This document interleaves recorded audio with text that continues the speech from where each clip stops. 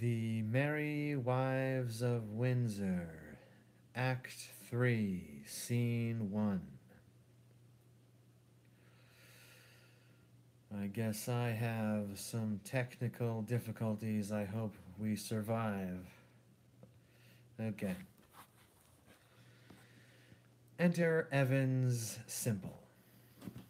Evans. I pray you now, good master, Slender's serving man and friend, simple by your name. Which way have you looked for Master Caius, that calls himself Doctor of Physic? Marry, sir, the Pity Ward, the Park Ward, every way, old Windsor way, and every way but the town way. I am most vehemently desire of you will also look that way. I will, sir. Jeshu, bless my soul, how full of chollers I am, of trembling of mind. I shall be glad if he have deceived me. How melancholies I am. I will nog his urinals about his knaves costard when I have good opportunities for the orc. Bless my soul, sings. Two shallow rivers to whose falls melodious birds sing madrigals. There will we make our beds of roses and 1,000 fragrant posies. Too shallow, mercy on me, I have a great dispositions to cry. Melodious birds sing madrigals when as I sat in Babylon, and 1,000 vagrant posies too shallow, etc. Yonder he is coming, this way, Sir Hugh. He's welcome. To shallow rivers, to whose falls heaven prosper the right. What weapons is he? No weapons, sir. There comes my master, Master Shallow, and another gentleman from Frogmore, over the stile this way. Pray you give me my gown, or else keep it in your arms. Reads in a book, enter page Shallow Slender. How now, Master Parson, good morrow, good Sir Hugh, keep a gamester from the dice, and a good student from his book, and it is wonderful. Ah, sweet Anne Page, save you, good Sir Hugh, bless you from his mercy sake, all of you. What, the sword and the word? Do you study them both, Master Parson? And youthful still, in your doublet and hose, this raw rheumatic day? There is reasons and causes for it. We are come to you to do a good office, Master Parson. Very well, what is it? Yonder it is a most reverend gentleman who, belike having received wrong by some person, is at most odds with his own gravity and patience that ever you saw. I have lived 80 years and upward. I never heard a man of his place, gravity, and learning so wide of his own respect. What is he? I think you know him, Master Dr. Caius, the renowned French physician. God's will and his passion of my heart, I had as lief you would tell me of a mess of porridge. Why? He has no more knowledge in Hippocrates and Galen than and he is a knave besides, a cowardly knave as you would desires to be acquainted withal. I warrant you he is the man should fight with him. O sweet and page, it appears so by his weapons. Keep them asunder. Here comes Dr. Caius. Nay, good master parson, keep in your weapon. So do you, good master doctor. Disarm them and let them question. Let them keep their limbs whole and hack our English. I pray you will let me speak with the word with your ear. Therefore will you not meet me? Pray you use your patience in good time. By God, you are coward. De Jack God John Ape. Pray you let us not be laughing stocks to other men's humors. I desire you in friendship, and I will one way or another make you amends. I will nog your urinals about your knave's cogscomb for missing your meetings and appointments. Diable!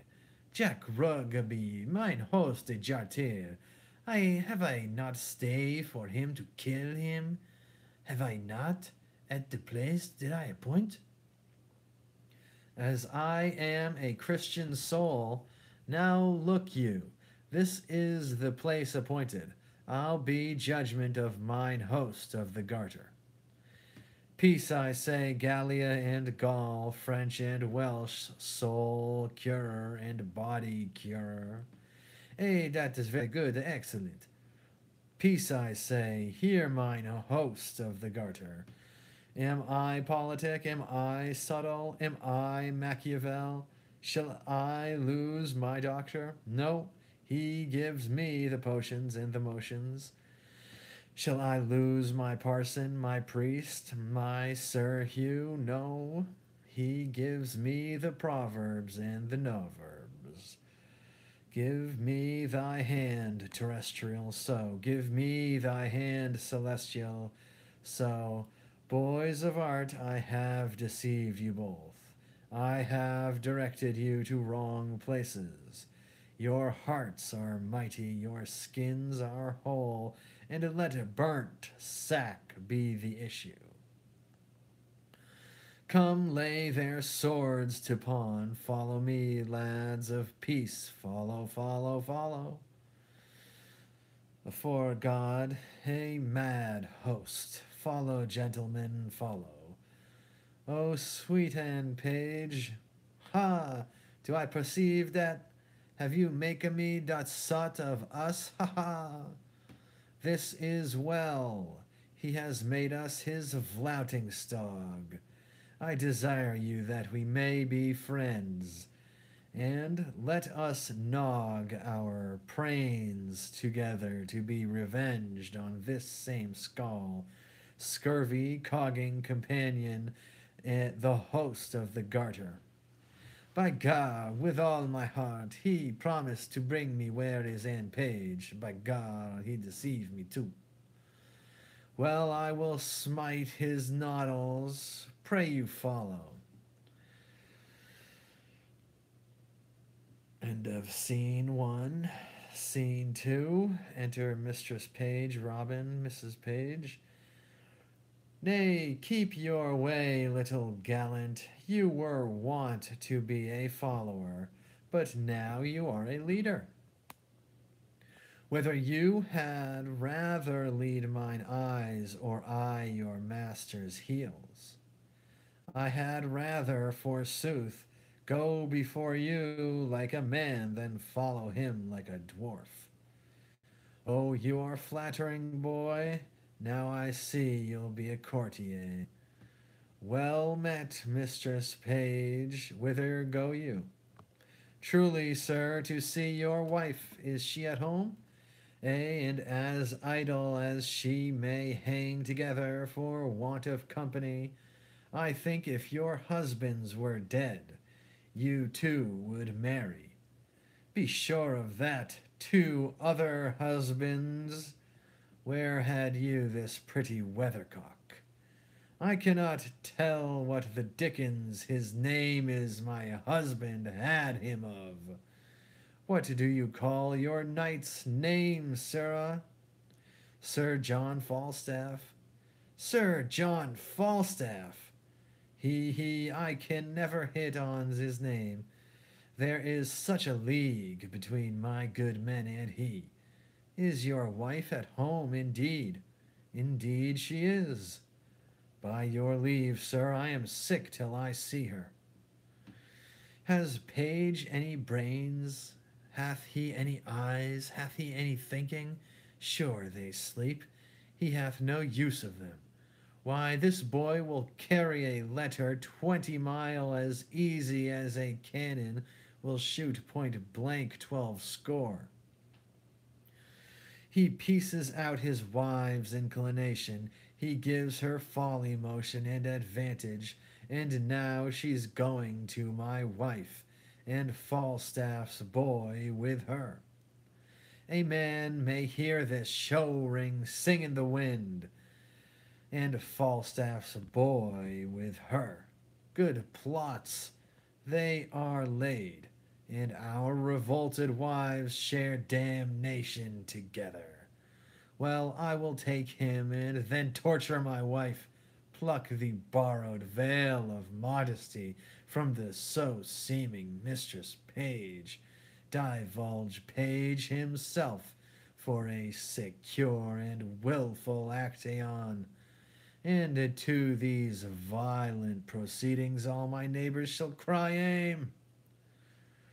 The clock gives me cue, and my assurance bids me search. There I shall find Falstaff. I shall be rather praised for this than mocked, for it is as positive as the earth is firm that Falstaff is there. I will go. Well met, Master Ford. Trust me a good knot. I have good cheer at home, and I pray you all go with me. I must excuse myself, Master Ford, and so must I, sir. We have appointed to dine with Mistress Anne, and I would not break with her for more money than I'll speak of. We have lingered about at a match between Anne Page and my cousin Slender, and this day we shall have our answer. I hope I have your good will, Father Page. You have, Master Slender. I stand wholly for you, but my wife, Master Doctor, is for you altogether. Eh, begad, and the maid is a love of me. My nurse shall quickly tell me so much. What say you to young Master Fenton? He capers, he dances, he has eyes of youth. He writes verses, he speaks holidays, he smells April and May. He will carry it. He will carry it. 'Tis in his buttons. He will carry it. Not by my consent, I promise you. The gentleman is of no having. He kept company with the wild prince and poins. He is of too high a region. He knows not too much. No, he shall not knit a knot in his fortunes with the finger of my substance. If he take her, let her take her simply. The wealth I have waits on my consent, and my consent goes not that way. I beseech you heartily, some of you go home with me to dinner. Besides, you cheer, you shall have sport. I will show you a monster. Master Doctor, you shall go. So shall you, Master Page, and you, Sir Hugh. Well, fare you well. We shall have the freer wooing at Master Page's. Go home, John Rugby, I come anon. Farewell, my hearts. I will to my honest knight Falstaff and drink canary with him. I think I shall drink in pipe wine first with him. I'll make him dance. Will you go, gentles? Have with you to see this monster. Scene 3. Enter Mistress Forge, Mistress Page. What, John? What, Robert? Quickly, quickly is the buck basket. I warrant what Robin I say. Come, come, come, here, sit down. Give your men the charge, we must be brief. Mary, as I told you before, John and Robert, be ready here hard by in the brewhouse, and when I suddenly call you, come forth, and without any pause or staggering, take this basket on your shoulders. That done, trudge with it in all haste, and carry it among the Windsors in Datchet Mead, and there empty it in the muddy ditch close by the Thames side. Will you do it? I had told them over and over they lack no direction. Be gone, and come when you are called. Here comes little Robin. How now, my eyes musket, what news with you? My master, Sir John, is come in at your back door, Mistress Ford, and requests your company. You little jackalent, have you been true to us? I'll be sworn. My master knows not of your being here, and hath threatened to put me into everlasting liberty if I tell you of it, for he swears he'll turn me away. Thou'rt a good boy. This secrecy of thine shall be a tailor to thee, and shall make thee a new doublet and hose. I'll go hide me. Do so, go tell thy master I am alone. Mistress Page, remember you your cue. I warrant thee, if I do not act it, hiss me. Go to, then. We'll use this unwholesome humidity, this gross watery pumpion. We'll teach him to know turtles from jays. Have I caught thee, my heavenly jewel? Why now let me die, for I have lived long enough. This is the period of my ambition. Oh, this blessed hour. Oh, sweet Sir John. Mistress Ford, I cannot cog. I cannot prate, Mistress Ford. Now shall I sin in my wish. I would thy husband were dead. I'll speak it before the best lord. I would make thee my lady. I your lady, Sir John? Alas, I should be a pitiful lady. Let the court of France show me such another. I see how thine eye would emulate the diamond. Thou hast the right arched beauty of the brow that becomes the ship tire, the tire valiant, or any tire of Venetian admittance. A plain kerchief, Sir John, my brows become nothing else, nor that well neither. By the Lord, thou art a tyrant to say so. Thou wouldst make an absolute courtier, and the firm fixture of thy foot would give an excellent motion to thy gait in a semicircled farthingale. I see what thou wert. If fortune thy foe were not, nature thy friend. Come, thou canst not hide it.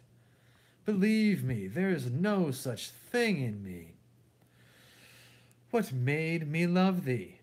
Let that persuade thee there's something extraordinary in thee. Come, I cannot cog and say thou art this and that, like a many of these lisping hawthorn buds that come like women in men's apparel and smell like Bucklesbury in simple time. I cannot. But I love thee, none but thee, and thou deservest it. Do not betray me, sir. I fear you love Mistress Page. Thou mightest as well say I love to walk by the counter gate, which is as hateful to me as the reek of a lime kill. Well, heaven knows how I love you, and you shall one day find it. Keep in that mind, I'll deserve it. Nay, I must tell you, so you do, or else I could not be in that mind. Mistress Ford, here's the Mistress Page at the door, sweating and blowing and looking wildly, and would needs speak with you presently.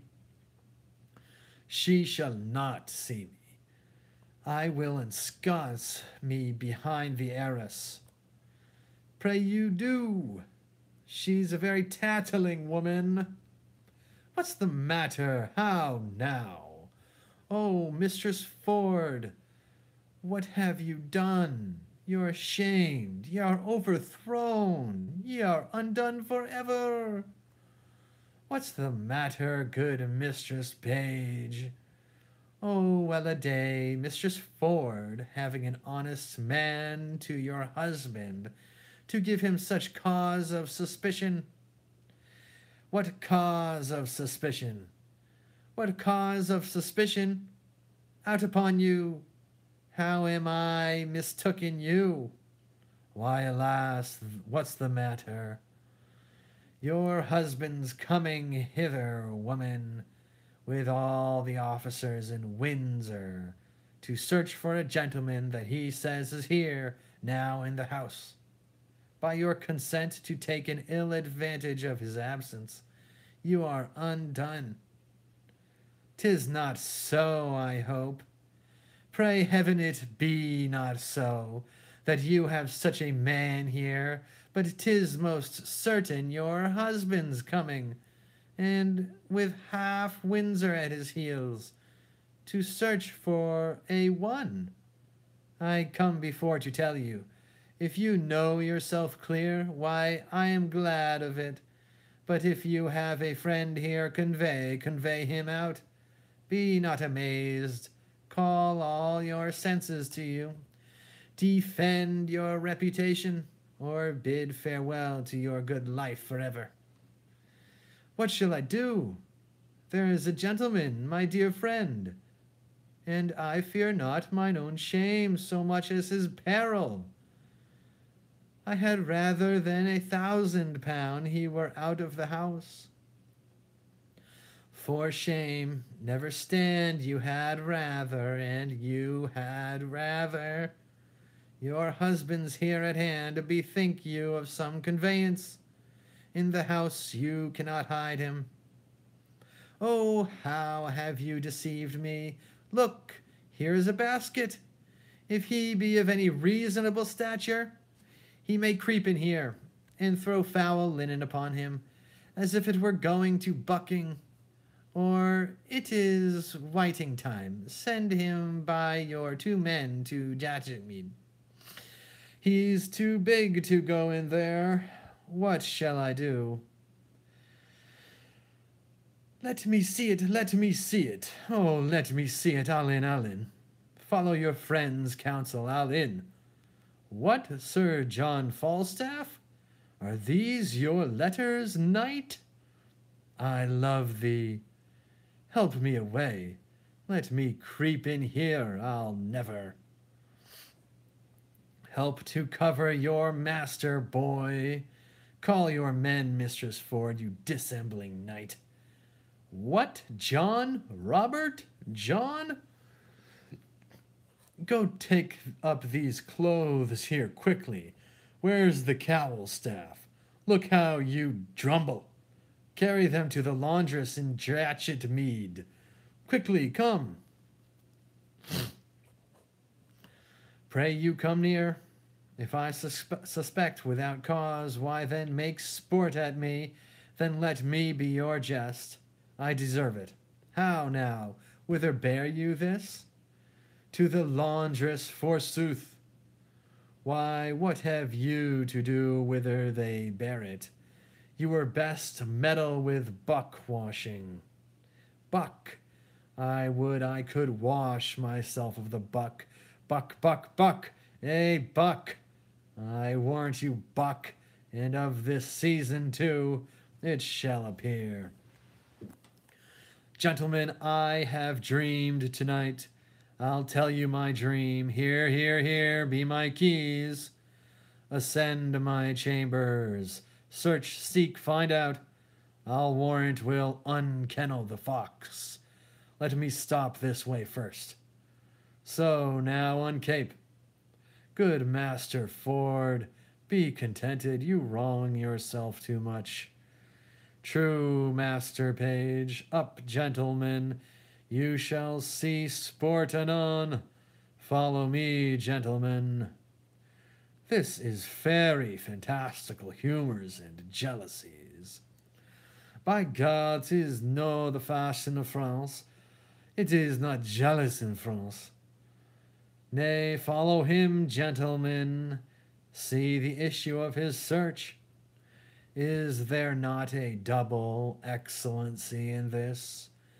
I know not which pleases me better, that my husband is deceived, or Sir John. What a taking was he in when your husband asked who was in the basket? I am half afraid he will have need of washing, so throwing him into the water will do him a benefit. Hang him, dishonest rascal. I would all of the same strain were in the same distress. I think my husband hath some special suspicion of Falstaff's being here, for I never saw him so gross in his jealousy till now. I will lay a plot to try that, and we will yet have more tricks with Falstaff. His dissolute disease will scarce obey this medicine. Shall we send that foolish carrion mistress quickly to him, and excuse his throwing into the water, and give him another hope to betray him to another punishment? We will do it. Let him be sent for tomorrow, 8 o'clock, to have amends. I cannot find him. May be the knave bragged of that he could not compass. Heard you that? You use me well, Master Ford, do you? Ay, I do so. Heaven make you better than your thoughts. Amen. You do yourself mighty wrong, Master Ford. Ay, I must bear it. If there be any potty in the house, and in the chambers, and in the coffers, and in the pressers, heaven forgive my sins at the day of judgment. Begone, nor I too. There is no bodies. Fie, Master Ford. Are you not ashamed? What spirit, what devil suggests this imagination? I would not hie your distemper in this kind for the wealth of Windsor Castle. 'Tis my fault, Master Page. I suffer for it. You suffer for a pad of conscience. Your wife is as honest a omen as I will desires among 5,000, and 500 too. By God, I see 'tis an honest woman. Well, I promised you a dinner. Come, walk in the park. I pray you pardon me. I will hereafter make known to you why I have done this. Come, wife, come, Mistress Page. I pray you pardon me. Pray heartily pardon me. Let's go in, gentlemen, but trust me, we'll mock him. I do invite you tomorrow morning to my house to breakfast. After, we'll a-birding together. I have a fine hawk for the bush. Shall it be so? Anything. If there is one, I shall make 2 in the company. If there be 1 or 2, I shall make a third. Pray you go, Master Page. I pray you now remembrance tomorrow on the lousy knave, mine host. That is the good by God with all my heart. A lousy knave to have his jibes and his mockeries. End of scene 3, and we have a graphic. So that looks like the great scene with Mistress Page and Mistress Ford. In Falstaff, they were throwing him into the basket. Okay. Scene 4. Enter Fenton and Page. I see I cannot get thy father's love, therefore no more turn me to him, sweet Nan. Alas, how then? Why, thou must be thyself. He doth object I am too great of birth, and that my state being galled with my expense, I seek to heal it only by his wealth.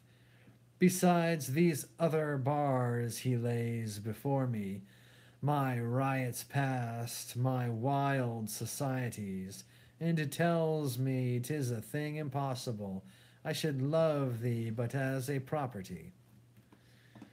Maybe he tells you true. No, heaven so speed me in my time to come. Albeit I will confess thy father's wealth was the first motive that I wooed thee, Anne. Yet wooing thee I found thee of more value than stamps in gold or sums in sealed bags, and 'tis the very riches of thyself that now I aim at. Gentle Master Fenton, yet seek my father's love, still seek it, sir. If opportunity and humbleness suit cannot attain it, why then hark you hither. Break their talk, mistress, quickly. My kinsman shall speak for himself. I'll make a shaft or a bolt on it. Slid 'tis but venturing. Be not dismayed.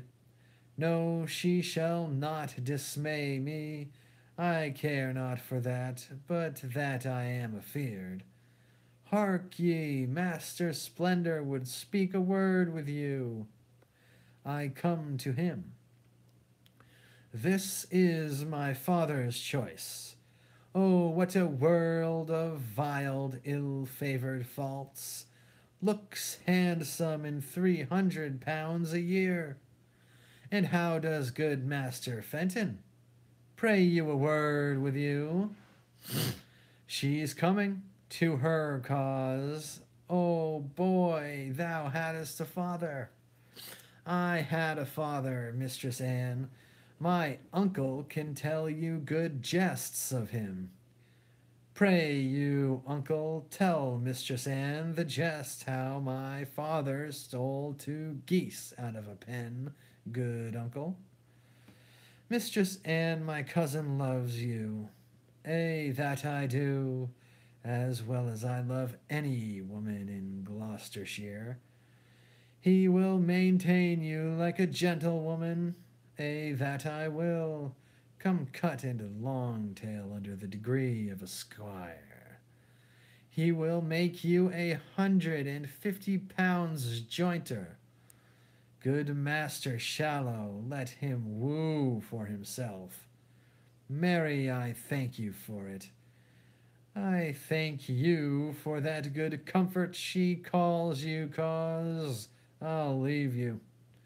Now, Master Slender, now, good Mistress Anne, what is your will? My will? Odds heartlings, that's a pretty jest indeed. I never made my will yet, I thank heaven. I am not such a sickly creature. I give heaven praise. I mean, Master Slender, what would you with me? Truly, for mine own part, I would little or nothing with you. Your father and my uncle hath made motions.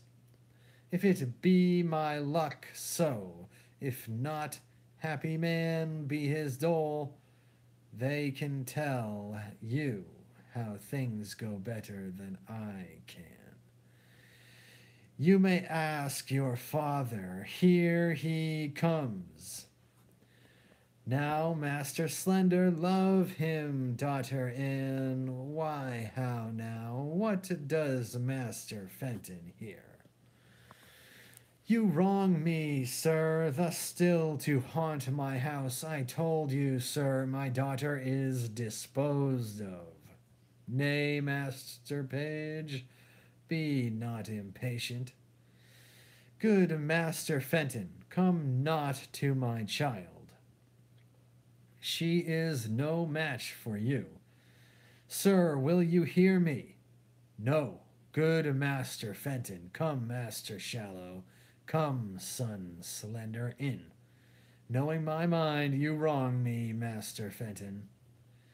Speak to Mistress Page.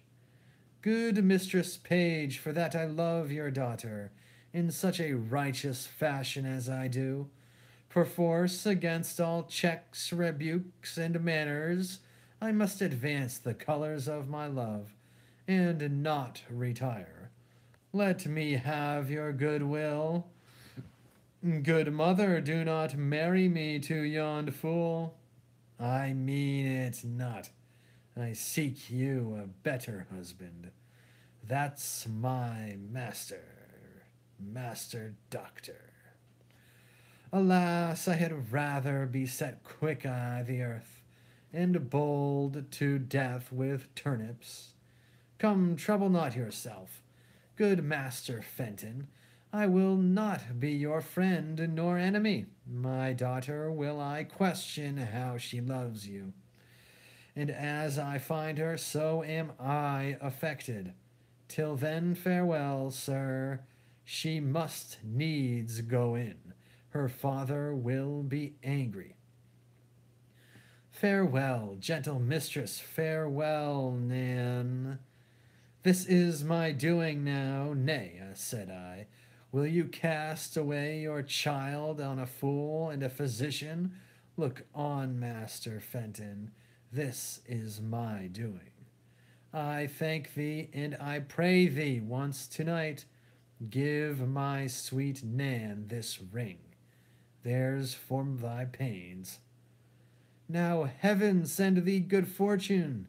A kind heart he hath. A woman would run through fire and water for such a kind heart. But yet I would my master had Mistress Anne, or I would Master Slender had her. Or, in sooth, I would Master Fenton had her. I will do what I can for all of three, for so I have promised, and I'll be as good as my word, but speciously for Master Fenton. Well, I must of another errand to Sir John Falstaff from my two mistresses. What a beast am I to slack it!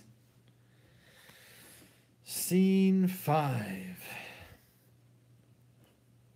Bardolph, I say.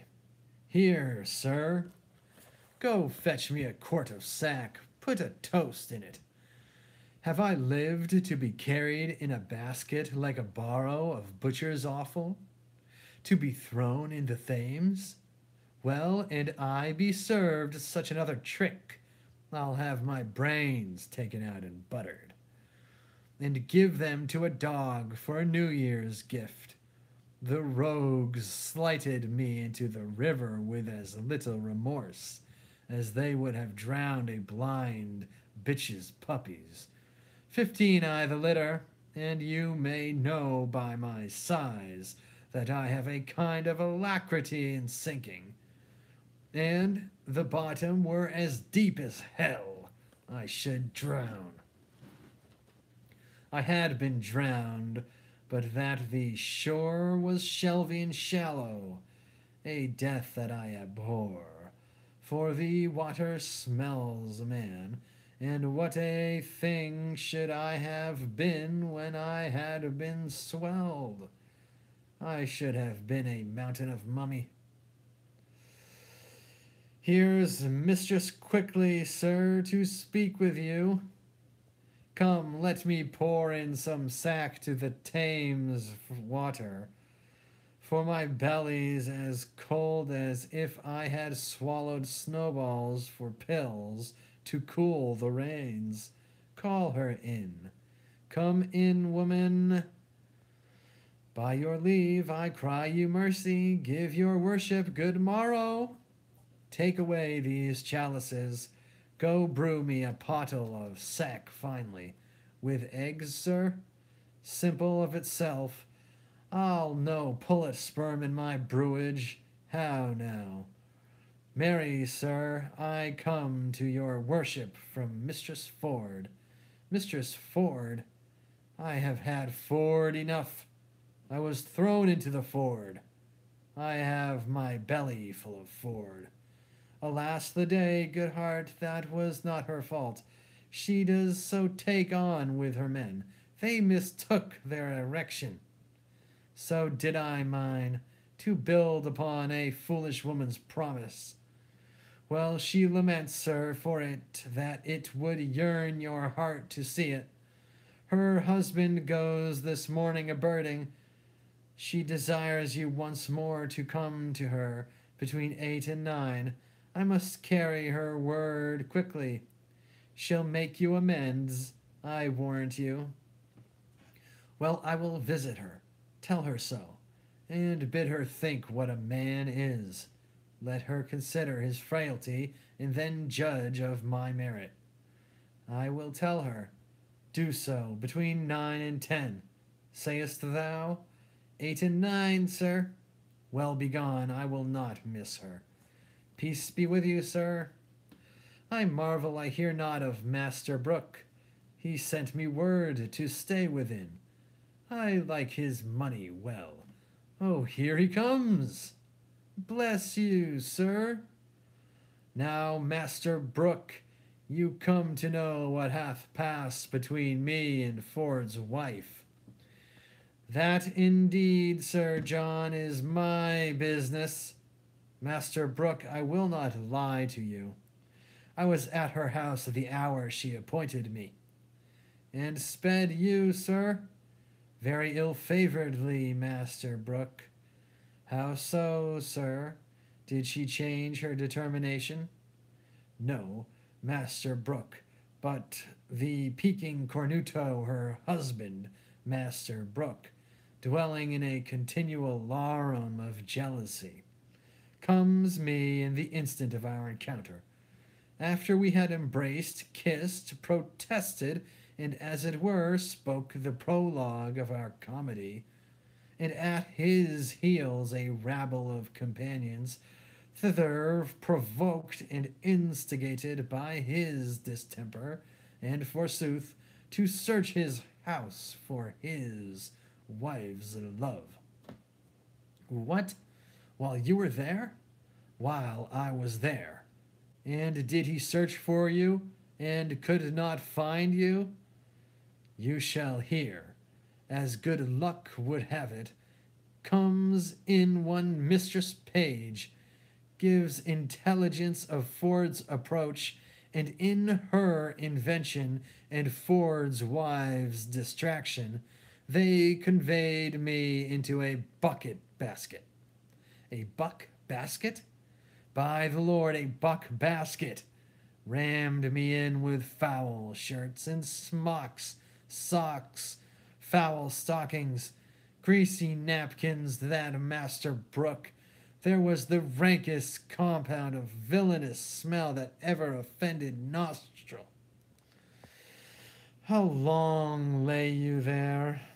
Nay, you shall hear, Master Brooke, what I have suffered to bring this woman to evil for your good. Being thus crammed in the basket, a couple of Ford's knaves, his hinds, were called forth. by their mistress to carry me in the name of foul clothes to Datchet Lane. They took me on their shoulders, met me, the jealous knave, their master, in the door, who asked them once or twice what they had in their basket. I quaked for fear, lest the lunatic knave would have searched it. But fate, ordaining he should be a cuckold, held his hand. Well, on went he for a search, and away went I for foul clothes. But mark the sequel, Master Brooke. I suffered the pangs of 3 several deaths. First, an intolerable fright to be detected with the jelliest rotten bellwether. Next, to be compassed like a good bilbo in the circumference of a peck, hilt to point, heel to head, and then to be stopped in like a strong distillation with stinking clothes that fretted in their own grease. Think of that, a man of my kidney. Think of that am as subject to heat as butter. A man of continual dissolution and thaw. It was a miracle to escape suffocation. And in the height of this bath, when I was more than half stewed in grease, like a Dutch dish, to be thrown into the Thames and cooled, glowing hot, in that surge like a horseshoe. Think of that, hissing hot. Think of that, Master Brooke. In good sadness, sir, I am sorry for that my sake you have suffered all this. My suit, then, is desperate. You'll undertake her no more? Master Brooke, I will be thrown into Etna as I have been into the Thames. Here I will leave her thus. Her husband is this morning gone a birding. I have received from her another embassy of meeting. 'Twixt 8 and 9 is the hour, Master Brooke. 'Tis past 8 already, sir. Is it? I will then address me to my appointment. Come to me at your convenient leisure, and you shall know how I speed. And the conclusion shall be crowned with your enjoying her. Adieu. You shall have her, Master Brooke. Master Brooke, you shall cuckold Ford. Ha, this is a vision. Is this a dream? Do I sleep? Master Ford, awake. Awake, Master Ford. There's a hole made in your best coat, Master Ford. This 'tis to be married. This 'tis to have linen and buck baskets. Well, I will proclaim myself what I am. I will now take the ledger. He is at my house. He cannot escape me. 'Tis impossible he should. He cannot creep into a halfpenny purse, nor into a pepper box. But lest the devil that guides him should aid him, I will search impossible places. Though what I am I cannot avoid, yet to be what I would shall not tame. If I have horns to make one mad, let the proverb go with me. I'll be horn mad. End of Act 3. Thanks be to God, Jehovah, the Most High.